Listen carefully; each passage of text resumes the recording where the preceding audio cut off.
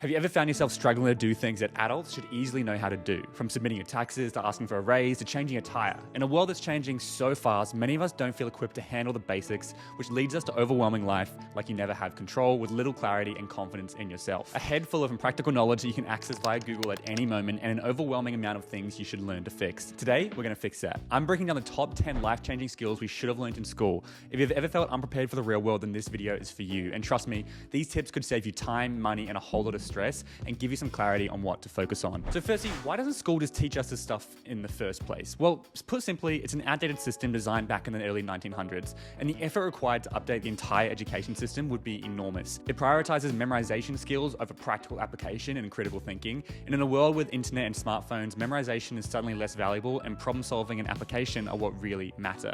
Having worked with over 1,000 people in their 20s in person, I've discovered common skills that many people wish they'd learned in their 20s. Now, I'm not going into detail for every single topic, that would require a separate video each, but this is more of like a guide on what you should be focusing on. So let's get into it. So number one is financial literacy. I ask so many people this question. What is the number one thing you wish you learned in school? Without doubt, this is the most common one that comes up, financial literacy. How to do your taxes, all these different things. Now let me break it down to you very simply.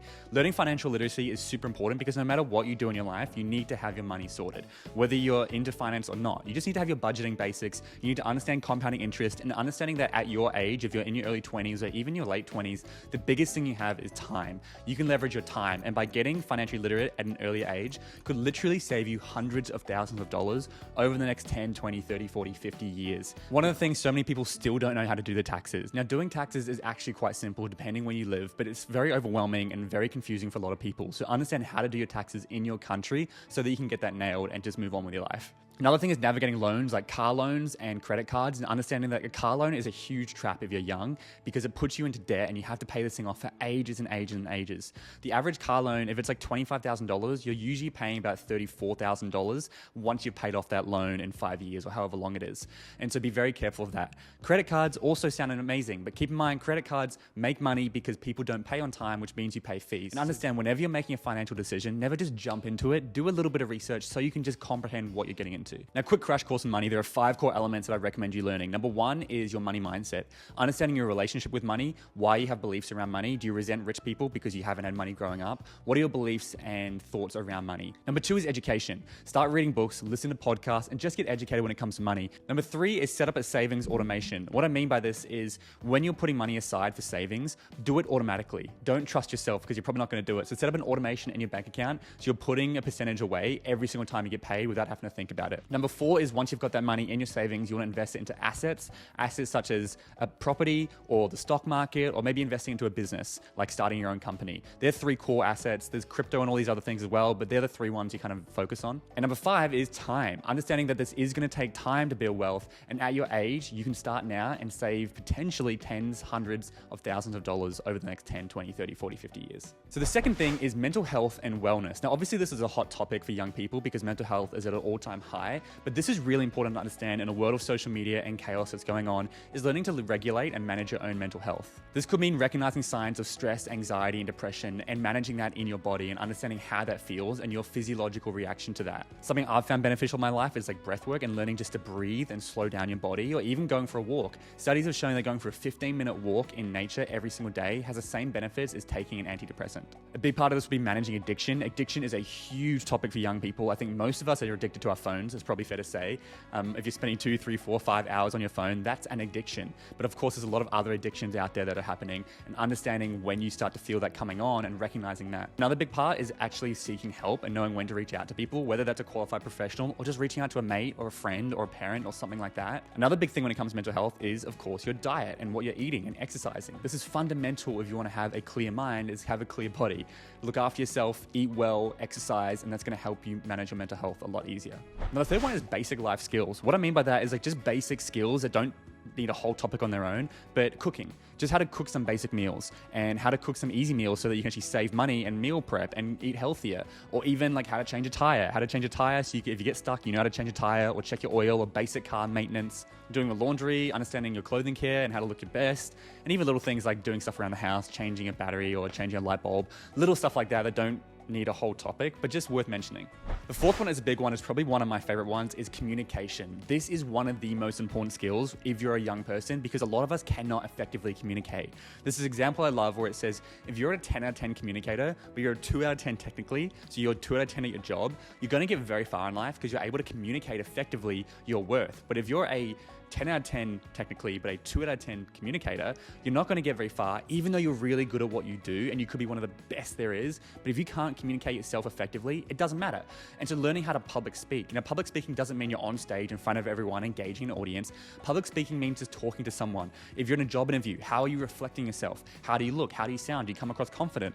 Most people make up their decision or their opinion on someone within the first 7 seconds of meeting, subconsciously. And that sounds unfair, but that's just how people work and how human beings work. Another big part of communication is active listening. How do you listen? There's a quote I love. Most people don't listen. They're just waiting for their turn to speak. And so they kind of just go, yeah, and then they can jump in and speak. But are you actively listening and understanding others to build stronger relationships with them? Communication will greatly help you with conflict resolution. So if you're in negotiation, whether for a raise or if you're having an argument with a partner, communication is just one of the superpowers of life. If you can nail communication or just get slightly better at it, it's going to make your life so much easier. Next up we have is critical thinking and problem solving. Now this is a big one because I really believe school fails us massively when it comes to critical thinking and problem solving. School is very black and white. It's yes and no, it's right or wrong, and it's all exams and kind of marked. Now they do obviously add different things in with essays and whatnot, but it's still very much black and white. And critical thinking is when you get given a job or you have to do something and you encounter a problem that wasn't supposed to be there. How do you get around that problem? Life is not linear like we think it is. There's going to be problems that come up. It's very up and down like this, and it's really important to understand how do you fix that and how do you overcome that. The way I like to look at it is in a video game, if you hit a dead end, it's like, okay, but there has to be something here because the video game has to keep going. We're not at the end of the game yet. It's the same in life. I honestly believe any problem you encounter, you can usually find a way around it, but most people just don't bother. They give up. They don't have that ability to problem solve and critically think on how to overcome a situation. If you can do that, you'll be so valuable in the workplace. You'll be able to demand so much more money in your job. I believe Obama even said, just learn how to get stuff done. And what I mean by that is, I've seen at every level people who are very good at describing problems, people who are very sophisticated in explaining why something went wrong or why something can't get fixed. But what I'm always looking for is, no matter how small the problem or how big it is, somebody who says, let me take care of that. That is a really valuable skill. So that is number 5. Number 6 is a big one and close to my heart, is time management and productivity. This is so important, especially when you're running a business like myself or you're just a busy person. It is so crucial to have productivity and time management strategies. Otherwise, you just get caught up. You get notifications, you get messages, you get emails, and you're just constantly jumping between everything and you're never focused. Your phone's there, you're constantly distracted. So can you manage your time effectively? Knowing what softwares or tools to use, methodologies. Now, if you're studying, this is crucial as well. You've probably experienced picking up your phone and getting distracted. So understanding how can you manage your time and be productive with your time. Most people could do their job in 2 to 3 days a week instead of 5, but they have 5 days, so they fill those 5 days. That's called Parkinson's law. Understanding that whatever amount of time we have, we'll find a way to fill it. And so how can you reduce your time and how can you get more done in less time so you can leverage your hours better?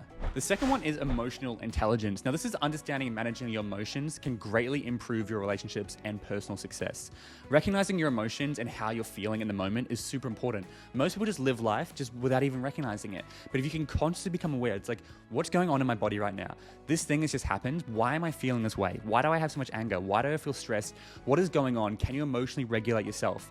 Understanding to control your emotions is really important for yourself and those around you, because as we go into this life, which is full of chaos, social media, it's very difficult to manage our emotions. It can be very frustrating dealing with people. And so emotional regulation is crucial when it comes to nailing your 20s and building up that skill. A big part of emotional intelligence is learning to handle rejection. Rejection is a part of life and you're going to get it no matter what. And a lot of us are able to avoid rejection for a very, very long time when we're young, just by nature of where we are. And that cripples you when you enter your early 20s, mid 20s. Some people have never been rejected. And so they're terrified to ask for anything out of fear of rejection. If you just start to get rejected, you notice it's really not that bad and you can just build up resilience to it, honestly. Like being punched in the face or playing a sport, your muscles get stronger, you get bigger. So does your ability to handle rejection, and you're going to get rejected a lot in life.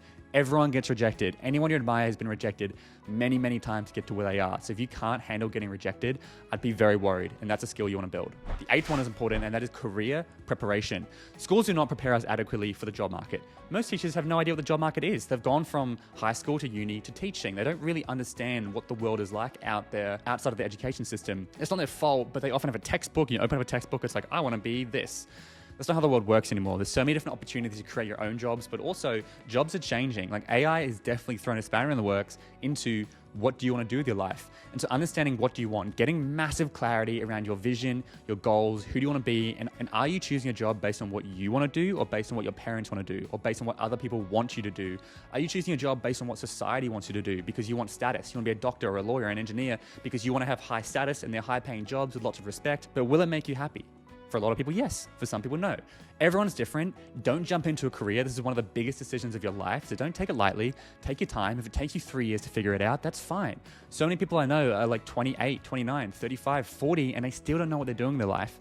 And so take your time to figure out, what do you want to do with your life? What is your career? What's your plan? The 9th is digital literacy in today's digital world. Understanding technology is more important than ever, and learning how to navigate the internet and recognize what's true and what's false, recognize sources and legitimate stuff is crazy important. Like, the internet is shaping the next generation of thinkers, doers, and action takers, and young people like yourself.